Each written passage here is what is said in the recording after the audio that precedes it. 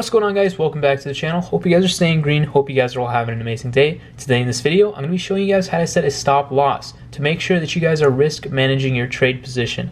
If you guys drop below your support line, you want to make sure you guys have a stop loss beneath there, because if it breaks your support line, you don't have much support to fall back on, and that means you need to get out of your position and risk manage. So I'll just show you guys right now how to leave that position. Go ahead and click on trade for me down below here. Once you guys go ahead and click on trade, I want you guys to set this on sell. Have your order type to be set on stop. Me preferably, I like to sell as quick as possible after it breaks the support. You guys can set on stop limit, but it may not sell all of your shares at that stop price. If it happened to me before, me personally, I just want to get out. I set it on stop, not stop limit. Go ahead and change my stop price to 82 cents for this stock, right?